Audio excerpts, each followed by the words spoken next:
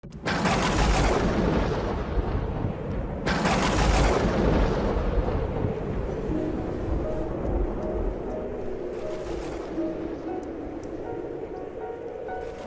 aquel tiempo, Jesús entró en Jericó e iba atravesando la ciudad. En esto, un hombre llamado Zaqueo, jefe de publicanos y rico, trataba de ver quién era Jesús, pero no lo lograba a causa del gentío, porque era pequeño de estatura. Corriendo más adelante se subió a un sicomoro para verlo, porque tenía que pasar por allí. Jesús, al llegar a aquel sitio, levantó los ojos y le dijo: Zaqueo, date prisa y baja, porque es necesario que hoy me quede en tu casa. Él se dio prisa en bajar y lo recibió muy contento. Al ver esto, todos murmuraban, diciendo: ha entrado a hospedarse en casa de un pecador. Pero Zaqueo, de pie, dijo al Señor: mira, Señor, la mitad de mis bienes se la doy a los pobres, y si he defraudado a alguno, le restituyo 4 veces más. Jesús le dijo: hoy ha sido la salvación de esta casa, pues también este es hijo de Abraham, porque el Hijo del Hombre ha venido a buscar y a salvar lo que estaba perdido. Palabra del Señor. Gloria a ti, Señor Jesús. El Señor es la divina e infinita misericordia. El Señor es el buen pastor. El Señor es el Salvador. Su oficio en la tierra fue el de salvar, el de redimir. Ha venido a eso. Sin embargo, nadie puede curar a un enfermo si el enfermo no quiere ser curado, o sobre todo si el enfermo ni siquiera es consciente de que está enfermo. ¿Cómo va a ser curado si no pide la curación y no la busca, si piensa que está sano cuando está enfermo? Estamos en una situación tan absurda, tan inhumana, que nos lleva a decir que los pecados no son pecados, que los pecados son cosas buenas e incluso que son derechos. En esta situación sucede de forma inevitable que si le dices a alguien que está obrando mal, se enfada contigo. Si le dices a alguien que lo que está haciendo le hace daño a él o hace daño a otros, se enfada contigo. Lo que esa persona reclama es que tú le digas que lo que está haciendo es bueno, por muy evidente que sea que lo que hace está mal. Hay tantísimos ejemplos y son motivo de controversia en la sociedad y también en la Iglesia. El aborto. Si tú le dices a mucha gente que está matando a un ser humano inocente, se enfada contigo y te dicen: es que es un derecho. Eso es un grano que le ha salido a la mujer en la tripita. Eso no es un ser humano, pero la ciencia, le respondes tú, afirma sin ningún tipo de duda, sin la menor confusión ninguna, que desde el momento de la concepción hay un ser humano distinto de la madre. La madre se convierte en el hospedador y el embrión en el huésped. No puede matarle. Y te contestan llenos de ira, de rabia, con violencia, con agresividad. Eso es falso.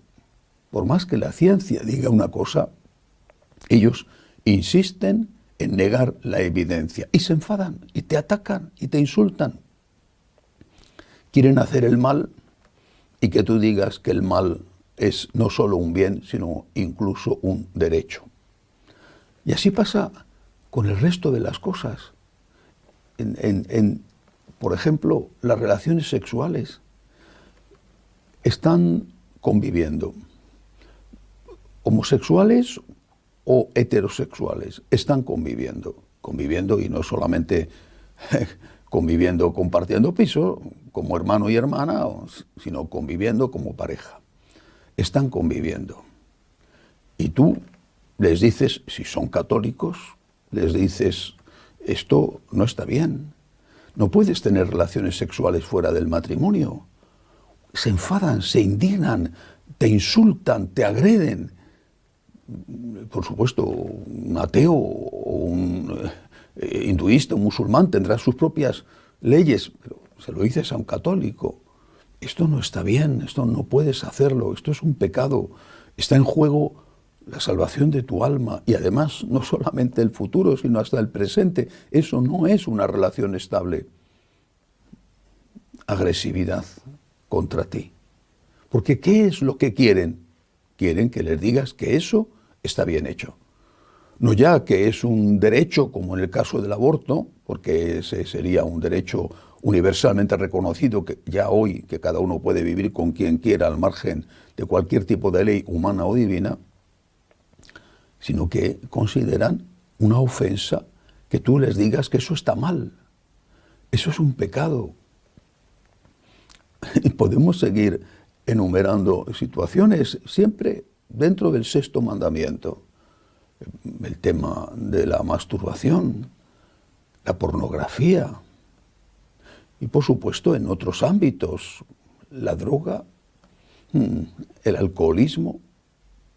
Hemos llegado a un punto en el cual, por mucho que la ciencia diga con total claridad que hay cosas que son malas, nocivas para la persona que las comete o la persona que las padece, por mucho que la ciencia lo diga, la realidad no importa, importa lo que tú quieras decir de la realidad, lo que a ti te parezca que es la realidad, aunque esa realidad esté gritándole a tu cuerpo todos los días que te estás haciendo daño. En estas condiciones, Jesucristo, el Salvador, el Redentor, en estas condiciones Jesucristo está sin trabajo. Porque ¿quién necesita al Salvador si no tienes la percepción de que necesitas ser salvado? ¿Quién necesita al médico si piensa que está sano, aunque esté muy enfermo? ¿Quién necesita al Redentor si piensa que no comete pecados? Y ese debate ha entrado en la Iglesia. Para muchísimos, y hablo de gente pero muy importante en la Iglesia, cardenales, obispos, bueno, para muchísimos la solución está en decir que nada es pecado, sobre todo lo concerniente al sexto mandamiento. Otras cosas, en cambio, sí son pecado. Es mucho más pecado usar una botella de plástico que masturbarse o que engañar a la esposa o que convivir juntos. Hay nuevos pecados gravísimos y los pecados que antes eran gravísimos han dejado de serlo para estos ilustres y con mando dentro de la Iglesia. Pero la realidad es la que es. La realidad no es la que tú quieres que sea, sino la que es. La realidad existe fuera de ti, al margen de ti. Tu percepción de la realidad podrá ser acertada o equivocada, pero la realidad existe. Santo Tomás decía que la verdad es la adecuación de mi inteligencia a la realidad de las cosas. La verdad no es lo que yo percibo, sino lo que es al margen de lo que yo percibo. Las cosas que están mal, están mal. Los pecados son pecados. Podré decir, engañarme o tener el apoyo de la inmensísima mayoría, pero eso seguirá estando mal y seguirá siendo algo que ofende a Dios y que ofende al prójimo. La Iglesia no puede caer en la trampa de decir que porque la gente lo considere un bien, ya no es un mal. La Iglesia no puede caer en la trampa de llamar bien al mal o de decir que, por ejemplo, se puede comulgar estando en pecado mortal. Pero esto no solamente lo tiene que hacer la Iglesia, entendida como jerarquía, como maestra, sino que lo tiene que hacer también, o lo tenemos que hacer cada uno de nosotros en nuestra propia conciencia. Estamos rodeados de un clima totalmente permisivo. En tantísimas cosas, no solo en el sexto mandamiento, pero sobre todo en el tema del sexo. En este clima permisivo, inevitablemente nos contagiamos Inevitablemente eso nos afecta, porque vivimos en ese contexto y vemos en cualquier película, incluso para niños, escenas que hace no muchos años hubieran sido consideradas inaceptables para ser vistas en la televisión. Tenemos que hacer el esfuerzo por no dejarnos contaminar, por ser fieles a las enseñanzas del Señor, por ser fieles a la tradición de la Iglesia y a su magisterio de 2000 años. Si no hacemos este esfuerzo, Jesucristo seguirá en el paro, porque ¿quién pide perdón si no cree que necesita ser perdonado? Y si, estando enfermo, no acudes al médico, ¿cómo te vas a curar? Las enfermedades crecerán dentro de ti, te harán daño y harás daño. Pidamos al Señor la divina misericordia, que tenga compasión de nosotros, que nos dé luz para ver y que nos dé su misericordia para levantarnos. Que así sea.